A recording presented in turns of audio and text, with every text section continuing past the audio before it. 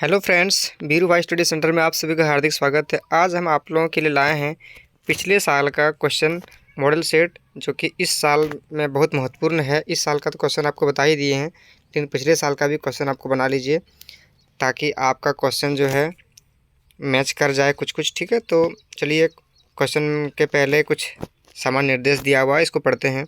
तो सबसे पहले क्वेश्चन में लिखा हुआ है कि आपको जो समय मिलने वाला वो मिलेगा 1.5 घंटा, और साथ ही साथ इसमें पूर्णांक रहने वाला 40। ठीक है, और ये सब्जेक्ट है हिंदी का और क्लास 10th का सब्जेक्ट है।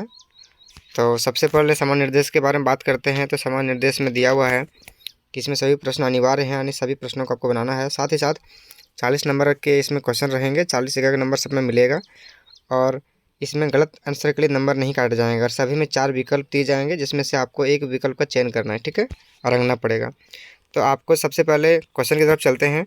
तो पहला क्वेश्चन जो दिया हुआ वो दिया हुआ गद्यांश। ठीक है, तो सबसे पहले गद्यांश ना पढ़ करके आपको क्वेश्चन पढ़ना है, क्योंकि गद्यांश पढ़ करके क्वेश्चन पढ़िएगा तो आपका समय ज़्यादा लग जाएगा। तो सबसे पहले क्वेश्चन को पढ़िए, क्वेश्चन पढ़ने के बाद आपको गद्यांश से खोजना है कि आंसर कहाँ मिलेगा। ठीक है, तो सबसे पहले क्वेश्चन यहाँ दिया हुआ है कि हम किसके ऋणी हैं। ऑप्शन है मातृभूमि, स्वयं, धन और धर्म। तो सबसे पहले लाइन को पढ़िए, यहाँ पे दिया हुआ है देश प्रेम स्वाभाविक है, हम जिस देश में रहते हैं उसका हमारे ऊपर भारी ऋण होता है। देखिए यहाँ पे दिया हुआ है ना, जिस देश माने देश प्रेम, देश के लिए, तो हो जाएगा मातृभूमि, यानी 1 नंबर का आंसर हो जाएगा ए नंबर। अगले क्वेश्चन की बात करें, क्वेश्चन नंबर 2, मनुष्य की श्रेष्ठता की गंदे हो जाते हैं, मिट्टी से लथपथ हो जाते हैं, गिरकर उठकर बड़े होते हैं, इनमें से कोई नहीं। तो आप पैसेज में चलिए, पैसेज में यहाँ पे दिया हुआ है देश की मिट्टी में, यहाँ पे दिया हुआ है, देखिए देश की मिट्टी में ही गिरकर उठकर बड़े होते हैं। ठीक है, तो इसका आंसर हो जाएगा गिरकर उठकर बड़े होते हैं, यानी 2 नंबर का सी नंबर। अगले क्वेश्चन की तरफ चलते हैं। क्वेश्चन नंबर 3, हमारा भरण पोषण किसके द्वारा होता है। दान से मिल रहे अन्न से, धरती माँ के द्वारा दिए गए अन्न से, विकल्प ए एवं बी दोनों, इनमें से कोई नहीं। तो अब चलिए हमारा पैसेज की तरफ। पैसेज में यहाँ पे दिया हुआ है धरती माँ के द्वारा ही दिए गए अन्न से हमारा भरण पोषण होता है। तो किसके द्वारा होता है, धरती माँ के द्वारा दिए गए अन्न से, यानी 3 नंबर का आंसर हो जाएगा बी नंबर। अगले क्वेश्चन की तरफ चलते हैं। क्वेश्चन नंबर 4, देश की उन्नति के लिए हम क्या करें। ठीक है, तो देश की उन्नति के लिए हम क्या करना चाहिए, हमको अपने रीति रिवाज की निंदा करें, ये तो नहीं होगा। ठीक है, अपने मन का कार्य करें, ये भी नहीं होगा। हम ऋण लें, ये भी नहीं होगा। तो यहाँ सभी की क्षमता और सहृदयता का पाठ पढ़ाएं और पढ़ें, तो इस वाले आंसर होगा, यानी 4 का डी नंबर आंसर होगा। तो पैसेज में भी देख सकते हैं, पैसेज में आपका दिया हुआ है यहाँ पे हमें देश की उन्नति के लिए सभी को समता व सहृदयता का पाठ पढ़ना और पढ़ाना चाहिए। तो इसका आंसर हो जाएगा 4 का आंसर डी। ठीक है, अगले क्वेश्चन की तरफ चलते हैं। क्वेश्चन नंबर 5, क्वेश्चन नंबर 5 में दिया हुआ देश प्रेम क्या है। ठीक है, देश के लिए प्रति रीति रिवाजों को निभाना और विभिन्न धर्मों को सम्मान करना, देश से सब कुछ प्राप्त करना और बदले में कुछ नहीं देना, शांतिपूर्वक आराम करना, केवल अपने भरण पोषण की चिंता करना। तो आपको इसमें लग जाएगा ही कि क्या होगा, क्योंकि ये तो चिंता करना, ये तो नहीं हो सकता है। ठीक है, और शांतिपूर्वक आराम करना, तो देश के लिए आप कुछ नहीं कर सकते हैं, ये इसमें तो कुछ होगा नहीं। देश से सब कुछ प्राप्त करना और बदले में कुछ नहीं देना, ये भी नहीं हो सकता है। तो आंसर क्या हो जाएगा, ए नंबर। ठीक है, देश के प्रति रीति रिवाजों का यहाँ पे आप देख सकते हैं, देखिए देश के रीति रिवाज निभाना, विभिन्न धर्मों को सम्मान की दृष्टि से देखना तथा उन पर गौर करना देश प्रेम है। ठीक है, चलिए तो आंसर हो जाएगा 5 का ए नंबर। अगले क्वेश्चन की तरफ चलते हैं। यहाँ पे दिया हुआ है एक पद्यांश। ठीक है, जिसमें कविता से दिया हुआ, लहरों से डर कर नौका पार नहीं होती, कोशिश करने वालों की कभी हार नहीं होती। ये सब आप क्वेश्चन यहाँ पढ़ सकते हैं। तो क्वेश्चन पहला दिया हुआ है, किसी से डर कर नौका पार नहीं होती। किससे, नदी से डर कर, लहरों से डर कर, लोगों से डर कर, या खुद से डर कर। तो इसका आंसर हो जाएगा लहरों से डर कर। यहाँ पे तो पैसेज में पढ़े हुए थे अभी कि लहरों से डर कर नौका पार नहीं होती। चलिए अगले क्वेश्चन की तरफ चलते हैं। नन्ही चींटी दाना लेकर कहाँ चढ़ती है। तो ऑप्शन दिया हुआ दीवारों पर, पहाड़ों पर, छतों पर, कहीं नहीं। ठीक है, तो इसका आंसर हो जाएगा, तो यहाँ पे देख सकते हैं, चढ़ती दीवारों पर 100 बार फिसलती है। देखिए यहीं पर है, यानी दीवारों हो जाकर सर। तो नन्ही चींटी दाना लेकर कहाँ चढ़ती है, दीवारों पर। अगले क्वेश्चन की तरफ चलते हैं। मन का विश्वास रगों में क्या भरता है। भय, हताशा, साहस, निराशा। तो 8 नंबर का आंसर क्या हो जाएगा, यहाँ पे देख सकते हैं,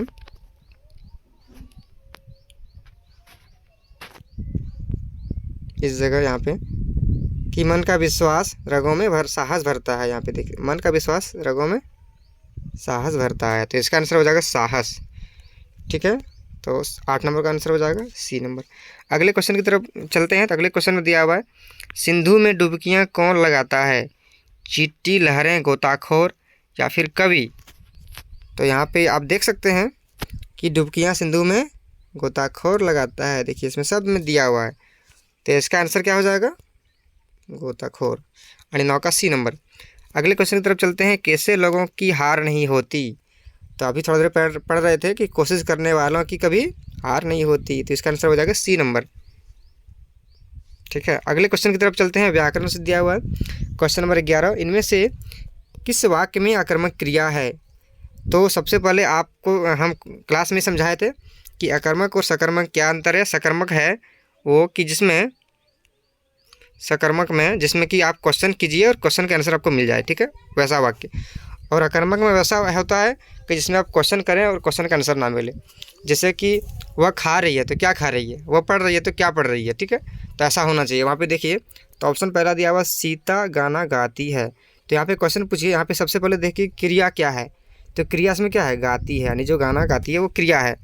पढ़ता है वो भी क्रिया है, पी रही है ये भी क्रिया है, और सो रहा है ये भी क्रिया है। तो अब सबसे क्वेश्चन करिए कि क्या हो सकता है। देखिए, सीता गाना गाती है तो क्या गाती है? गाना। इसमें तो क्वेश्चन का आंसर मिल गया नहीं, तो ये तो अकर्मक क्रिया तो नहीं होगा। वह किताब पढ़ता है, क्या पढ़ता है? किताब, ये भी नहीं होगा, ये भी सकर्मक हो जाएगा। लता चाय पी रही है तो क्या पी रही? चाय, ये भी नहीं होगा, ये भी सकर्मक हो जाएगा।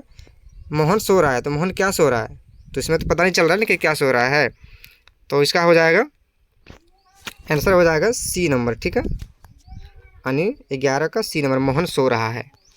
अगले क्वेश्चन की तरफ चलते हैं, कौन सा वाक्य अकर्मक क्रिया का उदाहरण है? ठीक है, इसमें अकर्मक क्रिया में ही आपको बताए थे। देखिए, उड़ रहे हैं, हंसता है, खाना खाती है, तो इसमें आंसर क्या हो जाएगा? इसमें कौन सा देखिए, इसमें क्वेश्चन किया गया कौन सा वाक्य सकर्मक क्रिया का उदाहरण है। तो इसमें सब में क्वेश्चन करिए, जिसमें क्वेश्चन का आंसर मिल जाएगा यानी वो आंसर होगा। इसमें पहला ऑप्शन है, बच्चा रोता है तो बच्चा क्या रोता है? आंसर नहीं मिला। लड़का हंसता है, लड़का क्या हंसता है? नहीं आंसर मिला। पक्षी उड़ रहे हैं तो पक्षी क्या उड़ रहे हैं? नहीं पता चला। इसमें देखिए अब आंसर में सी में, रीता खाना खाती, क्या खाती है? खाना खा रही है, तो इसका आंसर हो जाएगा सी नंबर। अगले क्वेश्चन की तरफ चलते हैं, जलज का अनेकार्थी नहीं है। तो जलज का अनेकार्थी क्या नहीं है? कम्बल है, मोती भी है, मछली भी जलज का अनेकार्थी है, तो आंसर हो जाएगा बादल, ये नहीं है, तो इसका आंसर हो जाएगा 13 का डी नंबर। अगले क्वेश्चन की तरफ चलते हैं। क्वेश्चन नंबर 14, दो पदों या शब्दों के मेल से बना तीसरा पद क्या कहलाता है? ठीक है, तो आप सबको पता है कि संधि नहीं हो सकता, उपसर्ग नहीं हो सकता, और प्रत्यय भी नहीं हो सकता है समास, क्योंकि दो पदों या शब्दों के मेल से जो बनता है वो तीसरा पद कहलाता है समास, यानी 14 का बी नंबर होगा। अगले क्वेश्चन की तरफ चलते हैं। क्वेश्चन नंबर 15, प्रतिदिन कौन सा समास है? ठीक है, तो प्रतिदिन जो है वो अव्ययीभाव समास है। अगले क्वेश्चन की तरफ चलते हैं, नीला है जो कंठ नीलकंठ किस समास का विग्रह है? ठीक है, तो आप सबको भी बताए थे कि कर्मधारय में ही, यानी दो शब्द या मिलकर के तीसरा शब्द जो बनता है उसको बोलते हैं कर्मधारय। ठीक है, जिसमें नीलकंठ, तो कंठ है जिसका नील, दशानन अगर आएगा तो 10 है जिसका आनंद। ठीक है, तो आंसर हो जाएगा 16 का बी नंबर। अगले क्वेश्चन की तरफ चलते हैं। 17वां नंबर, जब वर्षा होती है तब मोर नाचने लगते हैं, रचना के आधार पर वाक्य का भेद बताएं। ठीक है, आपको ध्यान रखना है, जहाँ पे जब और तब का वाक्य मिले तो उसका आंसर क्या हो जाएगा? मिश्र वाक्य हो जाएगा। ठीक है, तो इसका हो जाएगा मिश्र वाक्य। संयुक्त वाक्य में ऐसा होता है जहाँ पे और लगता है, जैसे कि हम वहाँ गए थे और वहाँ जाने वाले हैं। ठीक है, तो ये हो जाएगा संयुक्त में और लगता है तो उसको संयुक्त बोलते हैं। सरल वाक्य तो सिंपल रहता है। ठीक है, अगले क्वेश्चन की तरफ चलते हैं। जिस वाक्य में कर्ता के काम को प्रधानता दी जाती है वहाँ कौन सा वाच्य होता है? आप सबको भी पता है कि जहाँ पे कर्ता का ज़्यादा प्रधानता दिया जाता है वो क्या होता है? कर्तृवाच्य। अगले क्वेश्चन की तरफ चलते हैं। बालक चांद, और यहाँ पे खाली जगह देख रहा है। ठीक है, तो आप इसमें क्या भर रहे हैं? देखिए की और क्या, क्यों, कैसे।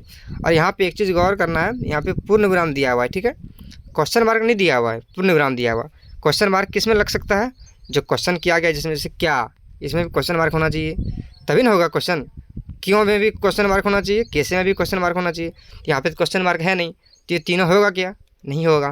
तो आंसर क्या हो जाएगा?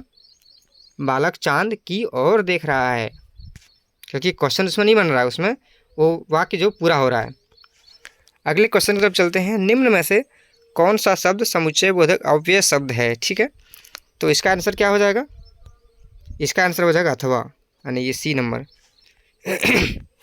अगले क्वेश्चन की तरफ चलते हैं। खंड गौ जो आपको किताब से दिया हुआ है, ये आपको कविता दिया जाएगा और इस कविता में आपको बताना है, क्वेश्चन पूछा जा रहा है, इस पद के रचयिता कौन है, यानी इस कविता जो है, इसकी कविता के लेखक कौन है। ठीक है, तो यहाँ पे लास्ट में दिया हुआ है कि सूरदास, देखिए यानी सूरदास नहीं लिखा हुआ है, तो इसका आंसर क्या हो जाएगा? D number. गोपियाँ किसकी अनन्य भक्त थी? गोपियाँ किसके अनन्य भक्त थी? आप सब जानते हैं, कृष्ण राधा सब देखे हुए हैं, तो वो गोपियाँ कृष्ण की अनन्य भक्त थी। अगले क्वेश्चन की तरफ चलते हैं। पुरैनी पात का क्या अर्थ है? ठीक है, तो इसका आंसर क्या होगा? कमल का पत्ता। ठीक है, तो इसका हो जाएगा सी नंबर।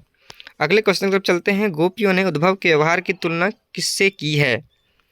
तो किससे की है? कमल के पत्ते और तिल के मटके से की है।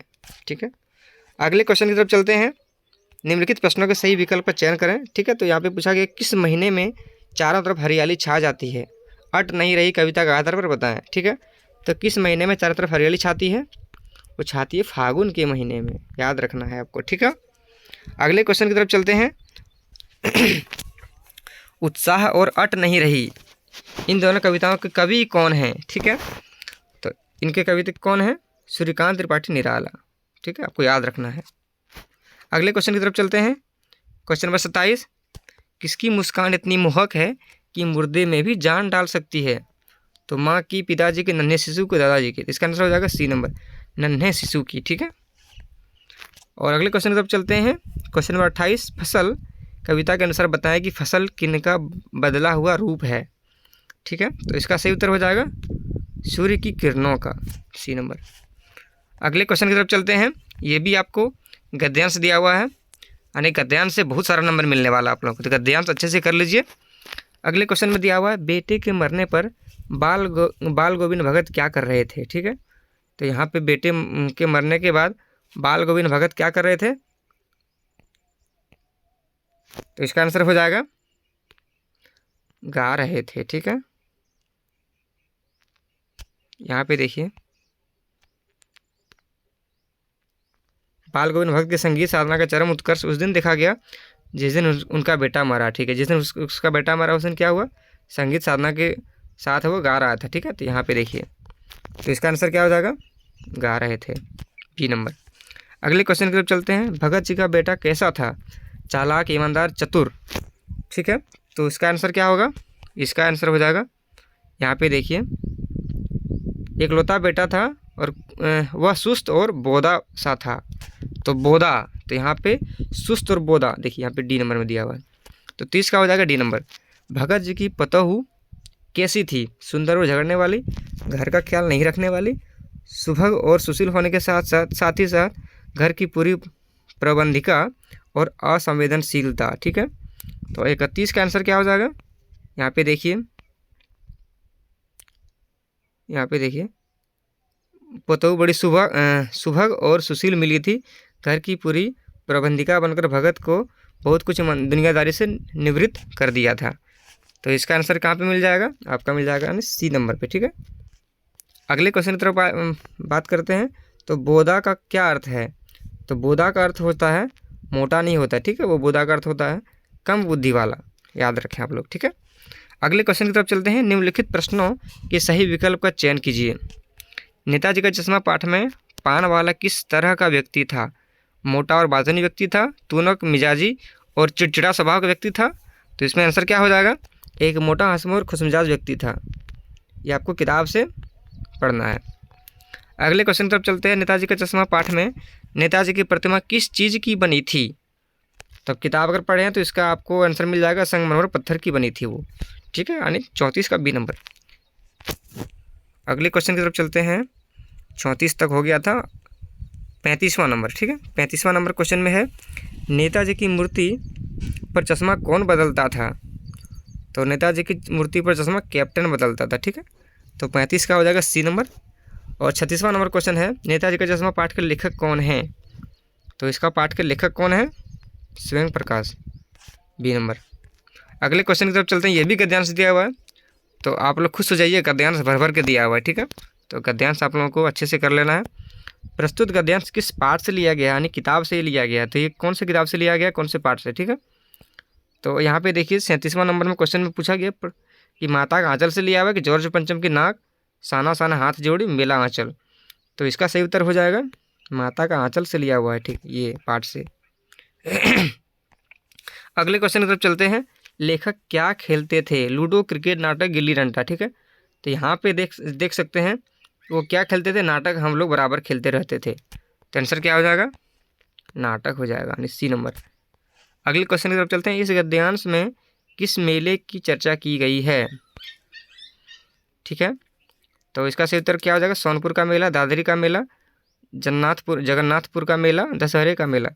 तो इसका आंसर हो जाएगा दादरी का मेला, ठीक है। किस मेले की चर्चा की गई? देखिए यहाँ पे दिया हुआ है। चलो भाई, ददरी सत्तू किसान की मोटरी, देखिए यहाँ पे दिया हुआ है ना, ददरी के मेले में जाने वाले, देखिए यहाँ पे दिया हुआ है। तो आंसर क्या हो जाएगा? ददरी। रहरी किसे कहते हैं? राही को, राह को, अरहर दाल को, स्त्री का नाम। इसका सही उत्तर हो जाएगा अरहर दाल को, यानी रहरी जो है अरहर दाल को कहते हैं। चलिए 40 क्वेश्चन कंप्लीट हो चुका है, और आप सब अच्छे से तैयारी कीजिए, क्योंकि ये भी क्वेश्चन बहुत इंपॉर्टेंट है और इसको भी तैयारी करना है, क्योंकि पिछले साल का क्वेश्चन भी रिपीट होता है थोड़ा थोड़ा, तो हो सकता है 2-4 क्वेश्चन अगर मैच कर जाए, बहुत अच्छी बात है। चलिए, धन्यवाद।